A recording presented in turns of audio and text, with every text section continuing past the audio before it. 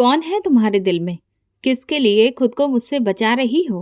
राजेश ने मेरे बाल पकड़ते हुए मुझे जमीन पर धक्का दे दिया। मैंने तो बस इतना कहा था कि मैं आज थकी हुई हूँ, पर उसके मन में शक था।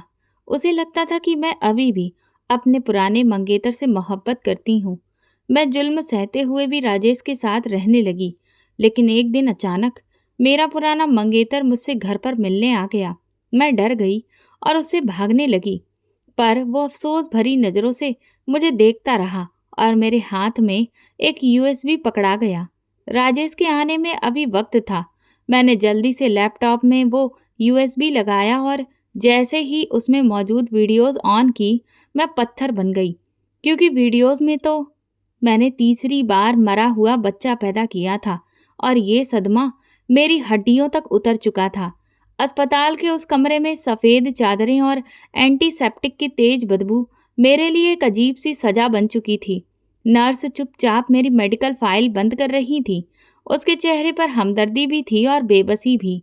डॉक्टर झुके हुए सिर से राजेश से धीरे धीरे बात कर रहा था, मगर मेरी सोच जैसे बंद हो चुकी थी।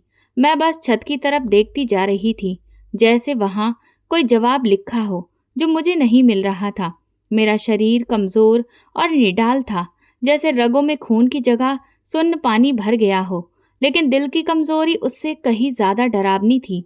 ऐसा लग रहा था जैसे मेरी पूरी ताकत किसी ने खींचकर ले ली हो। राजेश के चेहरे पर बेचैनी तो थी, आंखों में दुख की झलक भी थी, मगर उसी के साथ एक अजीब सा इल्जाम भी था, जैसे वो इस सब का कसूरवार मुझे ही समझ रहा हो। जब उसकी नज़रें मेरी तरफ उठती तो उनमें सवाल के साथ एक छिपा हुआ आरोप भी झलकता, जो मेरी रूह को और तोड़ देता। ये तीसरी बार हुआ है डॉक्टर, वजह क्या है आखिर? राजेश ने बेचैनी से पूछा। हमने तो हर इलाज करवाया, हर टेस्ट करवाया। डॉक्टर ने लंबी सांस ली और बोला, राजेश जी, रिपोर्ट बिल्कुल नॉर्मल है, कोई वजह समझ नहीं आ रही। हर टेस्ट ठीक है, मेडिकल के हिसाब से सब सही है। ये वही जुमला था जो मैं पहले भी 2 बार सुन चुकी थी, और हर बार ये मेरे लिए मौत जैसा ही था। हर बार मेरी उम्मीदों पर कुल्हाड़ी मार देता था। अस्पताल से घर लौटते वक्त कार में गहरी खामोशी थी। घर पहुंचकर मैं सीधा बिस्तर पर लेट गई। कमरे में हल्की सी रोशनी थी। बाहर से गाड़ियों की आवाज़ें और बच्चों के खेलने की दूर दूर से आती हंसी की गूंज सुनाई दे रही थी। ये आम सी आवाज़ें आज मुझे बड़ी बेरहम लग रही थीं। आंखें बंद करते ही तीनों बार के बच्चे खोने का मंजर मेरी आंखों के सामने घूमने लगा। पहली बार जब मैंने अपने हाथ में उस नन्हे बेजान जिस्म को थामा था, उसकी ठंडक आज तक मेरे हाथों पर दर्ज है। दूसरी बार जब डॉक्टर ने कहा था, हम कोशिश कर रहे हैं बेटी, मगर उम्मीद बहुत कम है, और मेरी आंखों के सामने मेरा बच्चा आखिरी सांसें ले रहा था। और अब तीसरी बार मेरी गोद खाली थी, पहले से भी ज़्यादा दर्दनाक, रूह को कुचल देने वाला। अचानक दरवाज़ा खुला और राजेश अंदर आया। उसके हाथ में मोबाइल था। वो किसी से फ़ोन पर बात कर रहा था। उसकी आवाज़ में बेफिक्री थी, जैसे ये सब उसके लिए कोई बड़ा मसला ही ना हो। हाँ, सब ठीक है। हाँ, डॉक्टर को समझ नहीं पा रहे। और हाँ, मैं किसी बाबा बाबा के चक्कर में नहीं पड़ने वाला। ये कहकर उसने कॉल काटा और मुझे देखा। खाना खाओगी?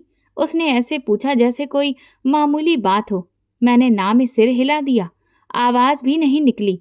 उसने कंधे उचकाए और बाहर चला गया। उसका ये बेरुखा रवैया मुझे और तोड़ गया। मैं तकिए में मुंह छुपाकर रोने लगी। आंखों से आंसुओं की झड़ी लग गई। मुझे लग रहा था कि हम दोनों एक ही नाव में हैं, लेकिन एक ही दिशा में बैठे नहीं।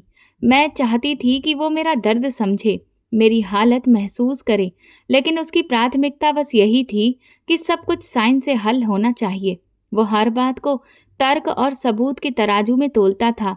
मैं साइंस के खिलाफ नहीं थी, मैं खुद पढ़ी लिखी औरत थी, लेकिन जब साइंस जवाब देना बंद कर दे, जब हर रास्ता बंद हो जाए, तो इंसान दुआ और आस्था का सहारा लेता है।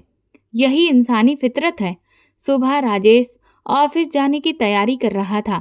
जल्दी जल्दी नाश्ता किया और बोला, दोपहर में डॉक्टर का फ़ोन आ सकता है, घर पर रहना, और हाँ, किसी फालतू चक्कर में मत पड़ना। मैंने बस चुपचाप सिर हिला दिया। आवाज़ गले में ही घुट गई, मगर मन ही मन मैंने तय कर लिया था कि आज मैं किसी बुजुर्ग के पास ज़रूर जाऊंगी, चाहे कुछ भी हो। अब मैं किसी और की मर्जी का इंतज़ार नहीं कर सकती थी। उसके जाने के बाद मैंने अलमारी से अपना अच्छा सा सूट निकाला, जो मैं खास मौक़ों पर पहनती थी, और दुपट्टे से अपने चेहरे को अच्छे से लपेटा ताकि कोई पहचान न सके।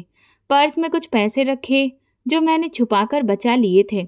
मोबाइल से किसी दोस्त से बाबा का नंबर लेने का सोचा, मगर डर लगा कि अगर राजेश को पता चल गया तो तूफान खड़ा हो जाएगा। इसलिए मैंने अपनी पुरानी नोटबुक निकाली, जिसमें सालों पहले मोहल्ले के एक जानने वाले ने एक बुजुर्ग का पता लिखा था। शायद ये संयोग था या फिर किस्मत का इशारा। दरवाज़ा बंद करके मैं तेज कदमों से गली में निकली। धूप बहुत तेज थी, आंखें चौंधिया रही थीं, लेकिन दिल के अंदर घुप अंधेरा फैला हुआ था।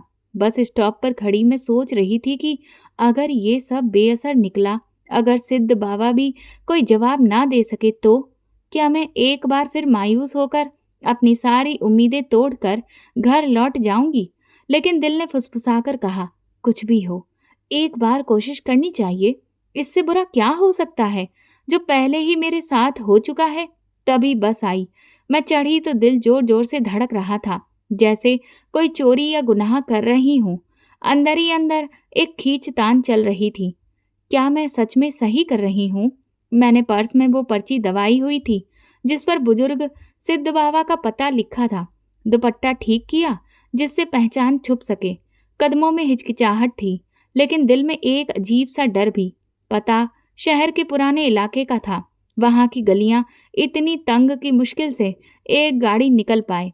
दीवारों की पपड़ी जगह जगह से उखड़ी हुई थी, कहीं सीलन जमी हुई थी। हर खिड़की से जैसे कोई अलग कहानी झांक रही हो। पुराने मकानों की चुप्पी में बरसों की दास्तानें दब गई थीं। 2 बसें बदलनी पड़ी। हर बस में दिल की धड़कन और तेज हो जाती। फिर एक रिक्शे वाले को पता बताया तो वो बोला, मैडम जी, ये जगह अंदर है, रिक्शा वहां तक नहीं जा सकता, आपको पैदल ही जाना पड़ेगा। मैंने चुपचाप सिर हिलाया और उसके बताए मोड़ पर चल पड़ी। मिट्टी से भरी गलियां थीं, साथ में नालियों की हल्की बदबू। चलते चलते आखिरकार सामने एक पुराना हवेली नुमा मकान आ गया। उसकी बनावट बता रही थी कि 100 साल से भी पुराना होगा। लकड़ी का भारी सा बड़ा सा दरवाजा, जिस पर कभी नक्काशी हुई थी, जो अब मिट चुकी थी। ऊपर जालीदार खिड़कियां थीं, जिनसे हल्की सी रोशनी झांक रही थी। दरवाजे पर एक छोटा सा पुराना बोर्ड टंगा था, जिस पर बस एक शब्द लिखा था, प्रार्थना की शक्ति। उस शब्द में ही जैसे एक अजीब सी खिंचाव था। उम्मीद से दरवाजे पर हल्की दस्तक दी। अंदर से एक कमजोर सी आवाज आई, आ जाओ बेटी। आवाज में ऐसी नरमी थी जिसने डर को थोड़ा हल्का कर दिया। कमरे में दाखिल हुई तो एक अजीब सी खुशबू नथुनों से टकराई, इतनी सुकून देने वाली कि दिल को ठंडक पहुंचा दी।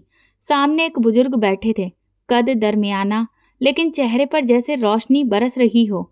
लंबी सफेद दाढ़ी छाती तक आ रही थी, माथे पर पूजा पाठ के निशान और आंखों में ऐसी गहराई जैसे सब कुछ पढ़ लेती हो। उन्होंने ऊपर से नीचे तक देखा, लेकिन नजरों में न कोई फैसला था न कोई ताना, बस ढेर सारा अपनापन। नरमी से बोले, बेटी, तुम्हारा चेहरा थकावट से भरा है, आंखों में गम है और दिल पर कोई बड़ा बोझ। बताओ, क्या परेशानी है? मैंने छोटा सा अपना परिचय दिया और रोते रोते अपनी कहानी शुरू की।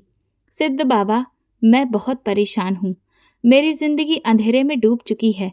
मेरे 3 बच्चे दुनिया में आने से पहले ही चले गए। हर बार उम्मीद बंधती है और फिर टूट जाती है। डॉक्टर कहते हैं सब नॉर्मल है, लेकिन ऐसा कैसे हो सकता है? सब नॉर्मल हो और मेरे साथ बार बार यही हादसा हो। मैंने अपनी शादीशुदा जिंदगी के बारे में भी बताया, खासकर राजेश की लापरवाही और बाबाओं पर उसके भरोसा ना करने का जिक्र किया। सिद्ध बाबा ने आंखें बंद कर लीं, जैसे भीतर ही भीतर कुछ देख रहे हों। फिर आंख खोलकर बोले, कल आना बेटी, तब तुम्हें जवाब दूंगा जो ऊपर वाला चाहेगा। मैं हैरान रह गई। सोचा था वो तुरंत कुछ मंत्र पढ़ देंगे या कोई तावीज देंगे, लेकिन उन्होंने कहा इंतजार करो।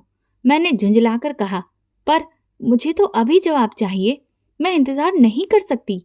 मेरी आवाज़ में बेकरारी थी। वो मुस्कुराए। मुस्कुराहट में रहस्य था। हर बात का अपना वक्त होता है बेटी, और तुम्हारी बात का वक्त कल आएगा। सब्र रखो। मैं खामोश हो गई और वहां से लौट आई। दिल में बेचैनी और सवालों का तूफान था। अगले दिन फिर पहुंची, उसी गली, उसी दरवाजे और उसी खुशबू के बीच। इस बार वो गहरे ख्यालों में बैठे थे। हाथ में माला थी। मैं सामने बैठी तो अचानक उनकी आंखों से आंसू बह निकले। उनकी दाढ़ी भीगने लगी। मैं घबरा गई। सिद्ध बाबा, क्या हुआ? कोई बुरी खबर है?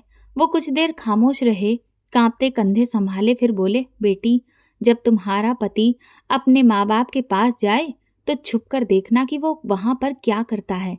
हो सकता है वो किसी गलत काम में शामिल हो। दिल धड़कने लगा, जैसे किसी ने ठंडा पानी डाल दिया हो। जुबान लड़खड़ाई, लेकिन आवाज नहीं निकली। उनकी खामोशी ही बहुत कुछ कह रही थी। मैंने ठान लिया कि ये राज मुझे खुद खोलना होगा। मैंने धीरे से पूछा, सिद्ध बाबा, आपको ये सब कैसे पता? क्या आपने कोई विशेष पूजा की? उनकी आंखें अभी भी नम थीं, लेकिन उनमें गहराई थी। गहरी सांस लेकर बोले, बेटी, तुम्हारे ससुराल का नाम मैं बरसों से सुनता आया हूँ। ये पहली बार नहीं है कि उस घराने की बहू मेरे पास इस हाल में आई है। मैंने उस खानदान की कई पीढ़ियां देखी हैं। उनकी बात सुनकर मेरे दिल में जैसे तूफान उठ खड़ा हुआ। मैंने हड़बड़ाकर पूछा, मतलब? उन्होंने झुककर धीमे स्वर में कहा, तुमसे पहले भी दो औरतें यहाँ आई थीं। एक तुम्हारे पति राजेश के चाचा की बहू और दूसरी उसकी कजिन की पत्नी। दोनों के साथ भी वही हुआ जो तुम्हारे साथ हो रहा है। पहले उनके बच्चे गिरवा दिए गए, माँ बनने से रोका गया, फिर उन्हें मानसिक यातनाएं दी गईं ताकि वो खुद तलाक मांग लें, और जब वो टूटकर घर छोड़ गईं तो उनकी जमीन जायदाद हड़प ली गई। ये सब एक सोची समझी चाल का हिस्सा था। मेरे हाथ पसीने से भीग गए, जिस्म कांपने लगा। मैंने कांपते हुए पूछा, लेकिन आपको कैसे यकीन हुआ कि वही घराने की औरतें थीं?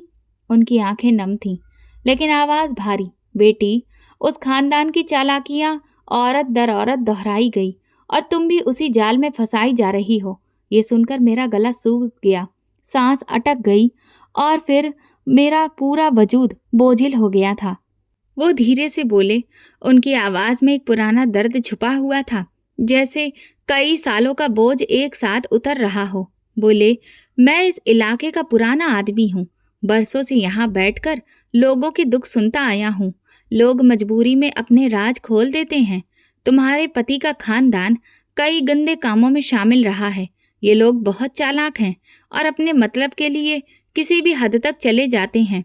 मैंने अपनी नजरें झुका ली। मेरे दिल में एक अजीब सा डर बैठ गया था। ये डर सिर्फ मेरे लिए नहीं था, बल्कि उन औरतों के लिए भी था जिनका इन लोगों ने इस्तेमाल किया था। लेकिन फिर भी मेरे मन में एक सवाल बार बार उठ रहा था, फिर आपने मुझे पहले क्यों नहीं बताया? क्यों 3 दिन तक मुझे टालते रहे? क्या आप मुझे परख रहे थे? बाबा जी थोड़ा रुके, फिर गहरी सांस लेकर बोले, बेटी, सबूत के बिना तुम्हारी कोई नहीं सुनेगा। ये लोग चालाक हैं, बात से मुकर जाएंगे और तुम्हें ही झूठा साबित कर देंगे। ऊपर से लोग भी उनकी बातें मान लेंगे, क्योंकि ये बाहर से बड़े भले और शरीफ बनने का नाटक करते हैं। इसीलिए मैंने कहा था कि खुद देखो। जब अपनी आंखों से देखोगी, जब तुम्हारे पास ठोस सबूत होंगे, तभी कोई तुम्हारी बात पर इनकार नहीं कर पाएगा। तब तुम खुद अपने फैसले कर सकोगी और कोई तुम्हारी बात पर शक भी नहीं करेगा। उनकी आवाज में ऐसा बोझ था जैसे बरसों पुराना राज मेरे सामने रख रहे हो। कमरे से निकलते वक्त बाबा जी ने एक और बात कही। उनकी आवाज धीमी थी, मगर दिल को छू जाने वाली। डरना मत, सब्र और होशियारी से देखना। भगवान तुम्हारे साथ है। सच हमेशा सामने आता है। उनका ये वाक्य मेरे कानों में गूंजता रहा। मेरे मन में एक नई जंग शुरू हो चुकी थी। घर लौटते वक्त मैंने मन ही मन नक्शा बनाया, कब, कहाँ और कैसे मुझे देखना है। मुझे ये काम हर हाल में पूरा करना था। उस रात मैंने राजेश से हल्की फुल्की बातें करने की कोशिश की। मेरी आवाज में कोई बदलाव नहीं था। मैंने खुद को बिल्कुल सामान्य दिखाया। बोली, कल आप माँ जी और पिताजी से मिलने जा रहे हैं ना? मैं भी चलूंगी। मुझे कुछ काम है। वो अचानक चौंक कर बोला। उसकी आवाज़ में हैरत थी। क्यों? तुम्हें तो वहाँ रहना पसंद नहीं है?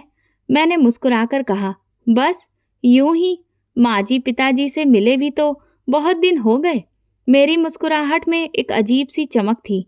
राजेश ने मुझे गौर से देखा, जैसे मेरी बातों के पीछे छुपे मायने समझना चाहता हो, लेकिन उसे कुछ समझ नहीं आया।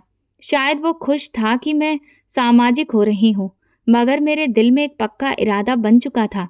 एक ऐसा इरादा जो उसकी और मेरी दोनों की जिंदगी हमेशा के लिए बदलने वाला था। उसने कहा, मैं दोपहर को माँ जी पिताजी के पास जाऊंगा, शाम तक वापस आ जाऊंगा, तुम घर पर ही रहना। अगले दिन सुबह नाश्ते के वक्त राजेश ने बहुत ही कैजुअल अंदाज में चाय का कप रखते हुए कहा, ठीक है। मेरी आवाज में कोई गुस्सा या घबराहट नहीं थी, लेकिन दिल की धड़कन इतनी तेज थी जैसे सीने से बाहर निकल आएगी। यही वो मौका था जिसका मैं कई दिनों से इंतजार कर रही थी। यही वो घड़ी थी जो मेरे राज खोल सकती थी। मैंने खुद को रसोई में बर्तनों में उलझा लिया ताकि उसे शक न हो, मगर मेरे कान उसकी हर हलचल सुन रहे थे। उसके कदमों की आहट, कपड़े बदलने की आवाज़, गेट खुलने और बंद होने की आवाज़। जब वो बाहर निकला, मैंने कुछ मिनट इंतज़ार किया ताकि उसे लगे नहीं कि मैं उसका पीछा कर रही हूँ। फिर मैंने अपना दुपट्टा लिया और घर से निकलकर धीरे धीरे उसके पीछे चल दी। रास्ता जाना पहचाना था, क्योंकि हम पहले भी कई बार वहां जा चुके थे, मगर आज मेरे हर कदम में सावधानी थी। मैंने इतनी दूरी बनाई कि वो मेरी नज़रों से ओझल ना हो, लेकिन इतनी भी दूर रही कि उसे मेरी मौजूदगी का एहसास ना हो। मोहल्ले के मोड़ पर वो एक गली में मुड़ा। मैंने अपनी चाल धीमी कर दी ताकि वो और आगे निकल जाए और मैं सुरक्षित रह सकूं। कुछ ही दूरी पर उसके माँजी और पिताजी का घर था, एक पुराना सा मकान जिसकी दीवारों का रंग उखड़ चुका था और छज्जे से प्लास्टर झड़ रहा था। आंगन में एक बड़ा नीम का पेड़ था जिस पर धूप पड़ रही थी। राजेश गेट से अंदर गया। मैं जल्दी से नीम के घने पत्तों के पीछे छुप गई। अंदर का सन्नाटा और भी डरावना लग रहा था, जैसे भीतर कोई बड़ा राज छुपा हो। मैंने मन ही मन भगवान से प्रार्थना की कि मुझे ताकत दे और सच सामने लाने में मदद करे। आंगन के एक कोने में खिड़की थोड़ी सी खुली हुई थी। मैंने सोचा यही मौका है। मैं दबे पांव वहां पहुंची। मेरे कदमों की आहट तक सुनाई नहीं दे रही थी। मैंने सिर झुकाकर धीरे धीरे खिड़की से अंदर झांका और जो मंजर मेरी आंखों के सामने था वो किसी फिल्म का सीन लगता था, हॉरर फिल्म का, मगर हकीकत उससे भी ज्यादा खतरनाक और दिल दहला देने वाली थी। कमरे के बीच में एक बड़ी काली चादर बिछी थी जो किसी डरावने साए जैसी लग रही थी। ऊपर मिट्टी के कई पुतले रखे थे। हर पुतला अलग अलग हालत में था। किसी का पेट फूला हुआ जैसे वो प्रेग्नेंट हो, किसी के हाथ बंधे हुए थे और किसी के सिर पर कांटे चुभे हुए थे। ये सब देखकर मेरा खून जैसे जम गया। मैंने गौर से देखा तो दो पुतले अलग रंग के थे। उन पर साफ लिखा था, राजेश और कमला, मेरा पति और मेरा नाम। एक पल के लिए मेरा दिल जैसे रुक ही गया। मुझे लगा मेरी सांसें थम गईं। उसी वक्त राजेश की माँ धीरे धीरे कुछ पढ़ रही थी। उसके होंठ लगातार हिल रहे थे और आंखों में अजीब सी शैतानी चमक थी। राजेश का बाप हाथ में मोमबत्ती लिए काली चादर के चारों तरफ मोम से लकीरें खींच रहा था और उन लकीरों के बीच कुछ अजीब निशान बना रहा था, जैसे कोई गहरा तंत्र कर रहा हो। ये सब देखकर मेरे पूरे शरीर में कपकपी दौड़ गई। मेरे पति राजेश ने एक पुतला उठाया जिसका पेट खोला गया था। उसने एक छोटे लकड़ी के डब्बे से कांटे निकाले जो बिल्कुल नए और तेज थे और धीरे धीरे पुतले के अंदर डालने लगा। हर कांटा डालते वक्त उसके चेहरे पर अजीब सी तसल्ली और शैतानी मुस्कान थी। फिर उसने शीशे की बारीक किरचें मुट्ठी भरकर पुतले के अंदर डाल दी। ये जल्दी असर करेगा माँ, इस बार तो काम बन जाएगा ना? उसने अपनी माँ से पूछा। उसकी आवाज में बेचैनी थी, जैसे किसी चीज का बेसब्री से इंतजार कर रहा हो। राजेश की माँ ने बिना सर उठाए हल्की मुस्कान के साथ कहा, हाँ, जब तक ये कांटे और शीशे की किरचें इसके अंदर रहेंगे वो कभी माँ नहीं बन पाएगी। इस बार असर पूरा होगा। उसकी कोख हमेशा के लिए बंद हो जाएगी और उसे कभी भी बच्चा नसीब नहीं होगा। मेरी टांगों में जैसे जान ही नहीं रही थी। मुझे लगा मैं अब खड़ी नहीं रह सकती। मैंने नजरें फेर लीं, लेकिन कान अभी भी सुन रहे थे। राजेश के बाप ने खुशी भरे लहजे में कहा, ये आखिरी बार है, इसके बाद हमारा काम पूरा हो जाएगा। कमला हार मान लेगी, थक जाएगी और जायदाद हमारे हाथ आ जाएगी। वो खुद सब कुछ छोड़ देगी। हमें ज्यादा मेहनत करने की जरूरत नहीं पड़ेगी। राजेश ने सिर हिलाया और उसके चेहरे पर जीत की मुस्कान थी। उसने कहा, मैंने कागजात के लिए वकील से बात कर ली है। जैसे ही सही वक्त आएगा सब आसानी से हो जाएगा। मैंने सांस रोक ली। मुझे लगा जैसे दिल रुक गया है। ये सब सुनने के बाद मुझे पता था कि अब यहाँ से भागना जरूरी है, वरना मेरी जान खतरे में है। लेकिन मेरे कदम जैसे जमीन से चिपक गए थे। शरीर बिल्कुल सुन्न हो चुका था। तभी अचानक किसी बर्तन के गिरने की आवाज आई, शायद रसोई से। अंदर वाले चौंक गए। मैंने मौका सही समझा और तेजी से वहां से निकल गई। गली में पहुंचकर पीछे मुड़कर देखा, लेकिन किसी ने मुझे नहीं देखा था। सब अपनी शैतानी काम में ही डूबे हुए थे। मैंने भगवान का नाम लिया और तेजी से घर की तरफ भागी। घर पहुंचकर बिस्तर पर गिर गई। मेरी जिंदगी का सबसे बड़ा धोखा मेरे सामने था। ऐसा धोखा जिसने मेरी आत्मा तक को तोड़ दिया। कुछ महीनों बाद मैंने खुद वहां चलने की बात की तो राजेश ने बहाना बनाया, आज घर में मेहमान हैं, बाद में चलेंगे। वहां तुम्हारा रहना ठीक नहीं होगा, तुम आराम नहीं कर पाओगी। वक्त गुजरता गया और मैं कभी उस घर में एक दिन से ज्यादा नहीं रुकी, जबकि मेरी ख्वाहिश थी कि मैं ससुराल में ज्यादा वक्त गुजारूं। अब समझ आ रहा था कि ये सब पहले से सोची समझी साजिश थी, ताकि मैं उनकी करतूतों से अनजान रहूं। एक बार मैंने देखा कि राजेश के फोन पर एक फाइल आई, जिसमें किसी वकील का नंबर और कुछ जमीन के कागजात की तस्वीरें थीं। उसने वो फोन मुझसे छुपा लिया, लेकिन एक पल के लिए मेरी नजर पड़ ही गई। मैंने पूछा तो उसने फौरन फोन बंद कर दिया और बोला, ये मेरे दोस्त के कागजात हैं, बस सलाह ले रहा हूँ, कोई बड़ी बात नहीं। मैंने आगे कुछ नहीं पूछा, क्योंकि मुझे उस पर भरोसा था। लेकिन आज सारे टुकड़े जुड़ रहे थे, हर राज मिलकर एक डरावनी सच्चाई बना रहे थे। राजेश की माँ का रवैया हमेशा ठंडा रहा। जब भी मैं फोन करती, वो बस 2-3 बातें कहकर बात खत्म कर देती। बेटी तुम खुश रहो, राजेश सब संभाल लेगा, तुम्हें चिंता करने की जरूरत नहीं। वो मुझे कभी विस्तार से कुछ नहीं बताती थी, ना ही जज्बाती तौर पर करीब आई। मुझे लगा शायद उनका स्वभाव ऐसा है कि बेकार की बातों में वक्त खराब नहीं करती। लेकिन अब समझ आया कि ये दूरी जानबूझकर रखी गई थी, ताकि मैं उनसे दिल से ना जुड़ पाऊं और वो आसानी से मुझे अपने मंसूबे में फंसा सकें। एक सुबह जब राजेश दफ्तर चला गया तो मैंने ठान लिया कि अब मैं फिर से बाबा जी के पास जाऊंगी। वही गलियां, वही पुराना मकान, वही दरवाजा और अंदर से आती हल्की सी खुशबू। इस बार मैं नए सवालों के जवाब चाहती थी और मुझे यकीन था कि बाबा जी मेरी मदद करेंगे। मैंने उन्हें नमस्ते किया और उनके सामने बैठ गई। उन्होंने कुछ देर मुझे देखा। उनकी आंखों में गहरी सोच और दर्द था। फिर धीमी और गंभीर आवाज में बोले, बेटी अब वक्त आ गया है कि तुम सब जान लो। तुम्हारी किस्मत ने तुम्हें यहाँ तक पहुँचाया है और भगवान ने तुम्हें सच जानने का मौका दिया है। मैंने घबराई हुई आवाज में कहा, आप जो भी जानते हैं कृपा करके मुझे बताइए। मैं अब और इस तकलीफ में नहीं रह सकती। बाबा जी ने अपनी माला का एक दाना आगे बढ़ाते हुए कहा। उनकी आवाज में एक ऐसा खुलासा था जो मेरी दुनिया बदल सकता था। उन्होंने कहा, बेटी तुम्हारे पति की पहली शादी हो चुकी है। उसके 2 बच्चे हैं, एक बेटा और एक बेटी, जो गांव में उसकी पहली बीवी के पास रहते हैं।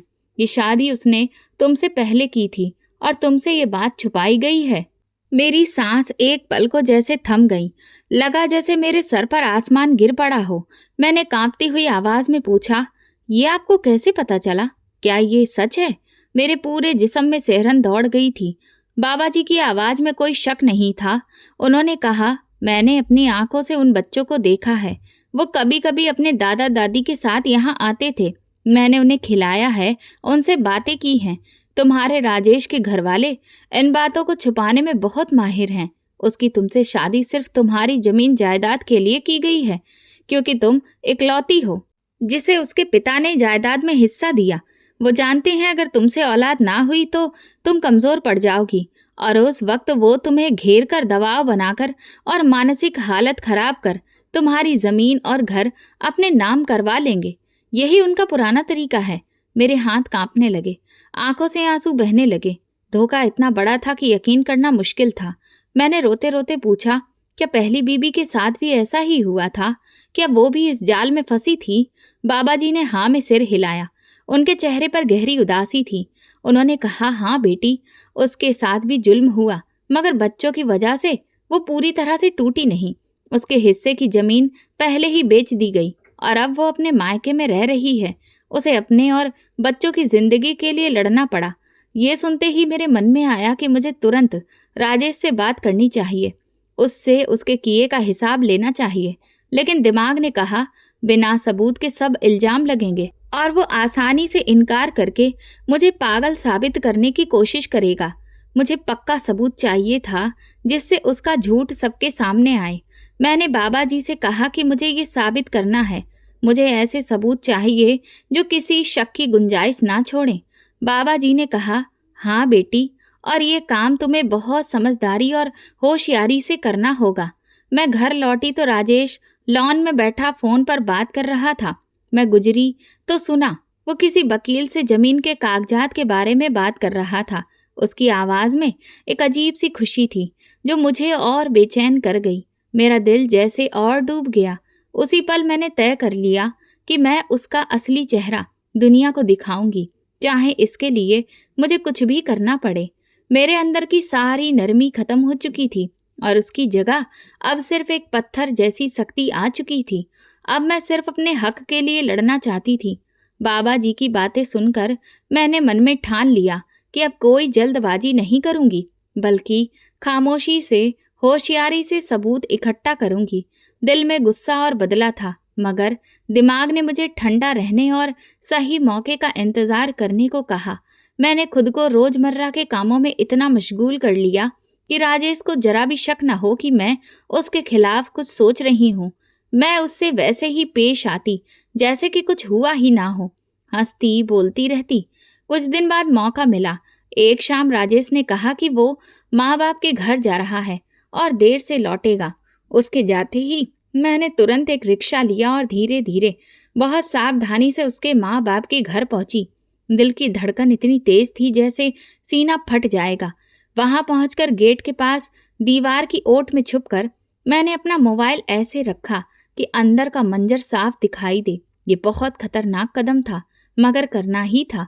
अंदर फिर वही काली चादर, वही मिट्टी के पुतले और वही टोना टोटका चल रहा था। इस बार तो मंजर और भी साफ था। मैंने पूरा दृश्य मोबाइल में रिकॉर्ड कर लिया।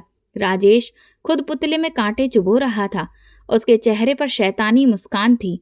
सास कुछ मंत्र पढ़ रही थी और ससुर मोम से अजीब निशान बना रहा था। तभी राजेश ने सिर उठाकर कहा, अब देर नहीं लगेगी मम्मी, सब कुछ हमारे काबू में आने वाला है। ये जायदाद हमारे नाम होगी। सास ने जवाब दिया, हाँ, जब ये और कमजोर हो जाएगी तो खुद सब कुछ छोड़ देगी। हमें ज्यादा मेहनत भी नहीं करनी पड़ेगी। उनके शब्द मेरे कानों में जहरीले तीर की तरह गूंज रहे थे। मेरी उंगलियां रिकॉर्ड बटन पर जमी थीं।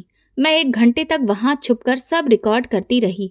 जब सब लोग बाहर निकले तो मैंने तुरंत मोबाइल उठाया और घर की तरफ चल दी। रास्ते भर मेरा दिल जोर जोर से धड़कता रहा। मैं खुद को बार बार यकीन दिलाती रही कि ये कोई बुरा सपना नहीं, बल्कि कठोर हकीकत है।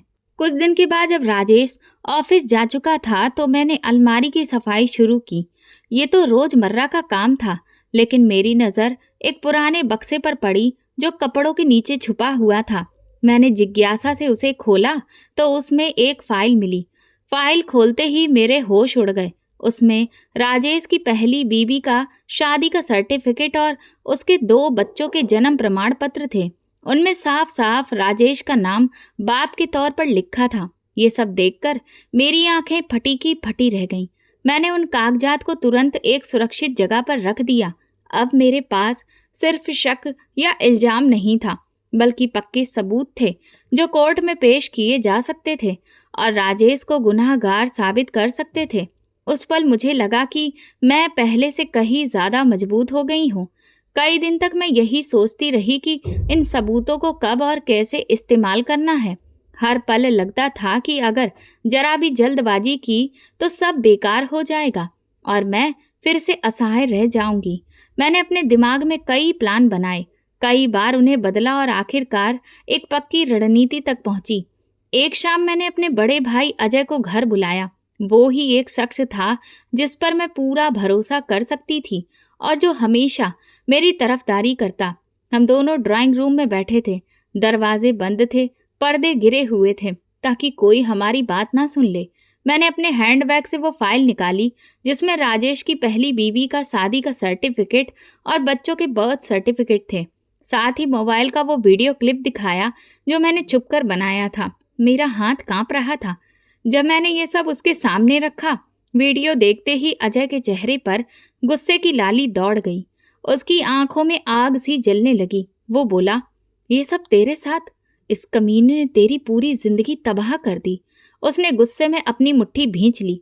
उसके चेहरे पर इतनी नफरत थी कि मैंने पहले कभी नहीं देखी थी। तुझे कब से ये सब पता है और तू अब तक चुप क्यों रही? उसने गुस्से से पूछा। मैंने धीमी आवाज में कहा, कुछ हफ्ते पहले, और तभी से सोच रही हूँ कि इसका असली चेहरा सबके सामने कैसे लाऊं, इसे सजा कैसे दूं। मैं डर रही थी कि कहीं कोई गलत कदम उठाकर सबूत बर्बाद ना कर दूं। अजय कुर्सी से उठकर ड्राइंग रूम में चक्कर काटने लगा। उसके कदमों में बेचैनी थी। वो कई बार अपना सिर पकड़ने लगा। फिर अचानक मेरे सामने खड़ा होकर बोला, ये सब सबके सामने आना चाहिए। इसे उसके किए की सजा मिलनी ही चाहिए। तुझे डर लग रहा है? उसने मेरी आंखों में झांकते हुए पूछा। मेरी आंखों में आंसू थे मगर उनमें हिम्मत भी थी। मैंने कहा, डर तो है अजय भाई, लेकिन सच छुपाने से अच्छा है कि एक बार में सब खत्म कर दूं। अब मैं और बर्दाश्त नहीं कर सकती। हमने घंटों बैठकर प्लान बनाया, एक एक बात पर ध्यान दिया ताकि कोई कमी ना रह जाए। तय हुआ कि शादी की सालगिरह का बहाना बनाकर सबको घर बुलाया जाएगा ताकि किसी को शक ना हो और सबको लगे कि ये बस आम सी सालगिरह की पार्टी है। मैंने कहा, बस इतना करना है कि सब अपनी अपनी जगह पर बैठे हों और वो मंजर देखें जो उनकी जिंदगियों को हमेशा के लिए बदल देगा। अगले दिन से मैंने दावत की तैयारी शुरू कर दी। मैंने महंगे और खूबसूरत कार्ड छपवाए जिन पर सुनहरे अक्षरों में लिखा था, हमारी सालगिरह की खुशी में आपकी मौजूदगी हमारे लिए सम्मान की बात होगी। मैंने खुद जाकर करीबी रिश्तेदारों, राजेश के घर वालों और अपने दोस्तों को कार्ड दिए।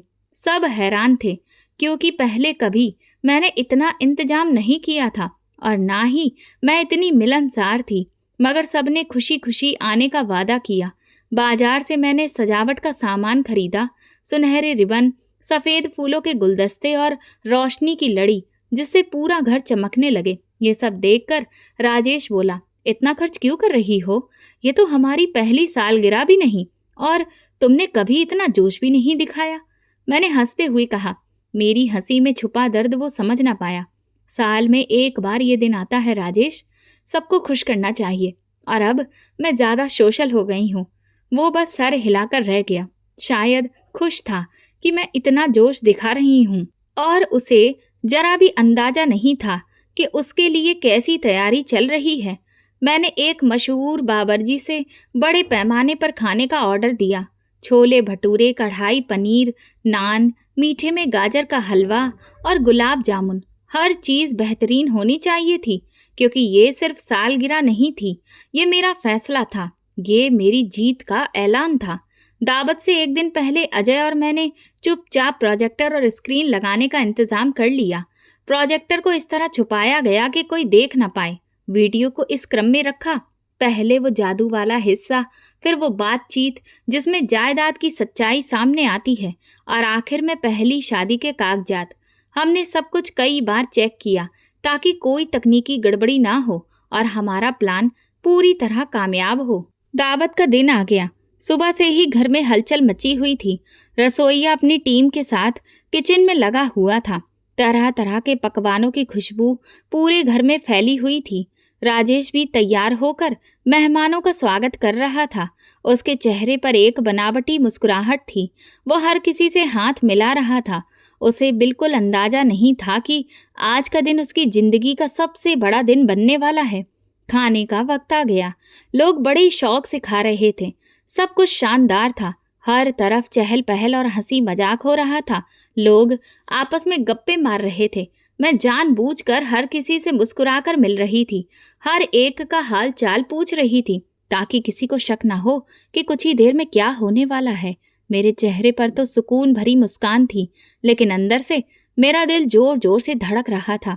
मैंने अपने भाई अजय को हल्का सा इशारा किया। उसने भी सिर हिलाकर मुझे जवाब दिया। खाने के बाद मैंने सबको बैठक में चलने का न्योता दिया।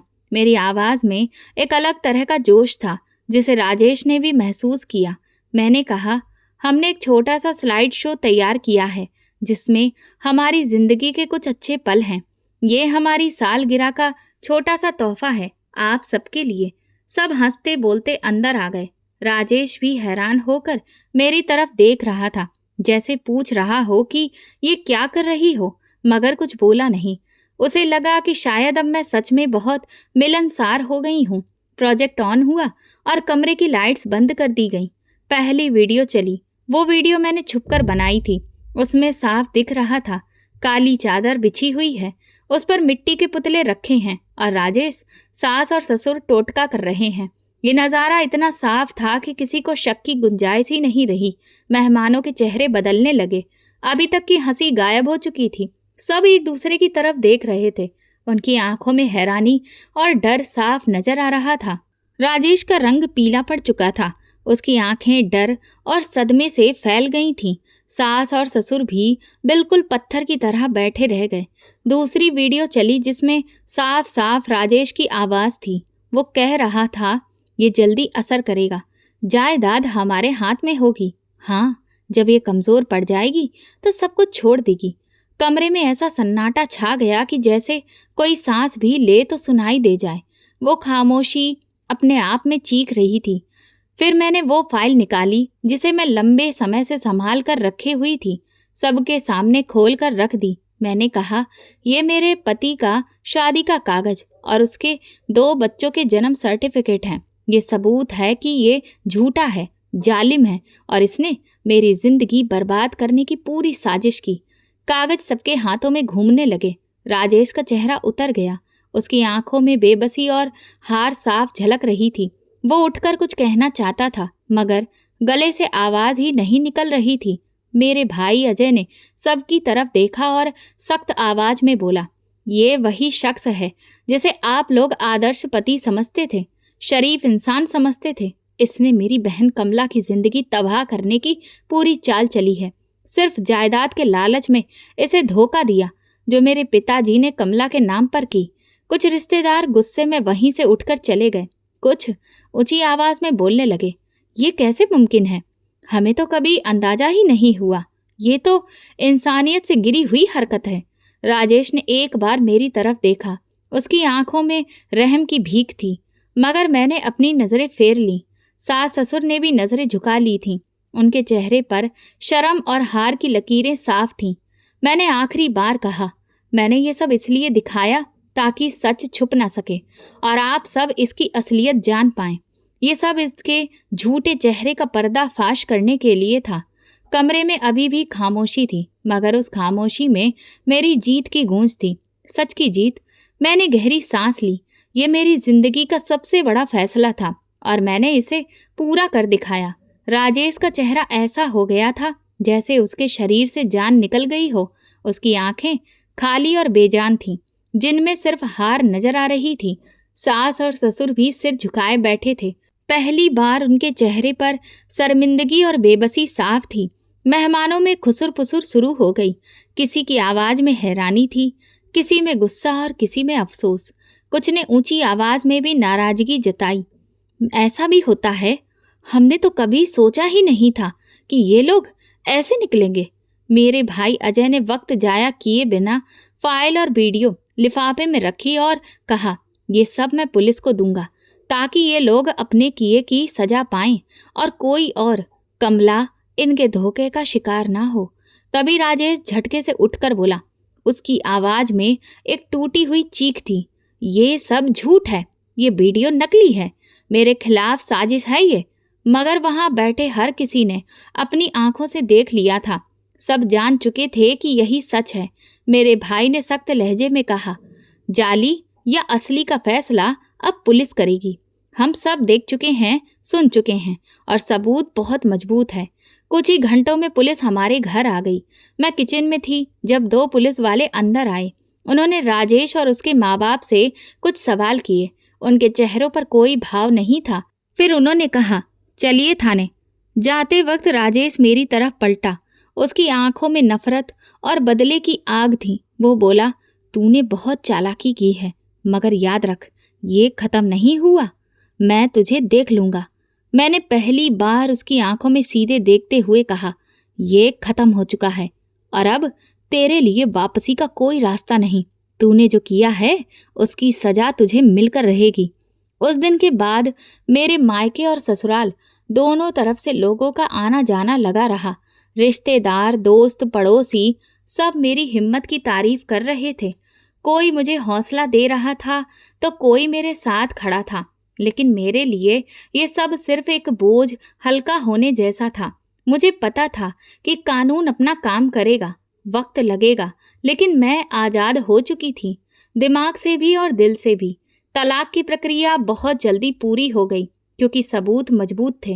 राजेश के पास कोई रास्ता नहीं बचा था। अदालत में वकील ने मेरे हक में वो सारे सबूत रख दिए, वीडियो, कागजात और बाबा जी का लिखित बयान कि वो सब कुछ जानते थे। जज ने कुछ सुनवाइयों के बाद फैसला सुनाया। उसकी आवाज़ में इंसाफ की गूंज थी। शादी को रद्द किया जाता है और कमला को उसकी जायदाद और घर का पूरा हक वापस दिया जाता है। इसके साथ ही गुनाहगारों को उनके जुर्म के हिसाब से सजा दी जाएगी। अदालत से बाहर निकलते ही मैंने गहरी सांस ली। लगा जैसे बरसों का बोझ, एक भारी चट्टान मेरे सीने से उतर गई हो। भाई ने मेरा हाथ पकड़कर कहा, उसके चेहरे पर जीत की मुस्कुराहट थी, अब तुम आज़ाद हो कमला, और ये आज़ादी तुमने खुद हासिल की है। तुमने हार नहीं मानी। अगले दिन सुकून और सोच में गुजरे। मैंने खुद को संभालने और अपनी जिंदगी दोबारा जमाने का समय दिया। सुबह भगवान का नाम लेकर पूजा करती, जिससे मेरे दिल को शांति मिलती। दोपहर को माँ के साथ घर के काम करती, उनसे बातें करती और शाम को छत पर जाकर चाय पीती। आसमान के तारों को देखती और अपने रोशन भविष्य के बारे में सोचती। मैं हर दिन यही सोचती कि शायद भगवान ने मेरी कोख को बचाने के लिए ये सब करवाया, ताकि मैं किसी गलत इंसान के लिए अपनी जिंदगी कुर्बान न कर दूं और ऐसे रिश्ते में ना फंसी रहूं जो जहरीला था। कुछ वक्त के बाद एक दिन माँ मेरे कमरे में आई।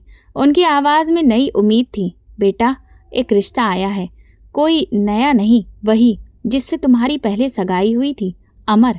मैं खामोश रह गई। उसका चेहरा आंखों के सामने घूम गया, वही जो हमेशा मेरा साथ देता था, मेरी खुशी चाहता था, मगर हालात ने हमें अलग कर दिया था। माँ ने कहा, उसने सब कुछ जानने के बाद भी यही कहा है कि वो तुम्हें इज्जत और सच्चाई से जिंदगी देना चाहता है। उसे तुम्हारे बीते हुए से कोई फर्क नहीं पड़ता। कुछ दिन सोचने के बाद मैंने अपने दिल की सुनी और हाँ कर दी। शादी एक सादे से कार्यक्रम में हुई, घर वालों और चंद करीबी दोस्तों की मौजूदगी में। उस दिन बरसों बाद मैंने सुकून से मुस्कुराया। अमर के साथ जिंदगी का पहला ही दिन इस बात का सबूत था कि वो अपने वादे में सच्चा है। वो मेरा ख्याल रखता था, मेरी हर बात सुनता था और मुझे इज्जत देता था।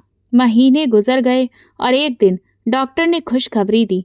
उसकी आवाज़ में खुशी थी। मुबारक हो, आप माँ बनने वाली हैं। मेरी आंखों से आंसू बह निकले, मगर ये खुशी और शुक्रगुजारी के आंसू थे। मैंने दिल में भगवान का शुक्र अदा किया कि उन्होंने मुझे एक बार फिर मौका दिया। मैंने अमर की तरफ देखा, उसके चेहरे पर भी खुशी और सुकून था। जब बच्चा पैदा हुआ तो मैंने उसे सीने से लगाते हुए सोचा, यही वो पल है जिसके लिए मैंने सब कुछ सहा था। अब मेरी कोख सलामत थी, मेरा दिल तसल्ली में था और मेरे पास एक ऐसा जीवन साथी था जो इज्जत, मोहब्बत और सच्चाई से मेरा साथ दे रहा था।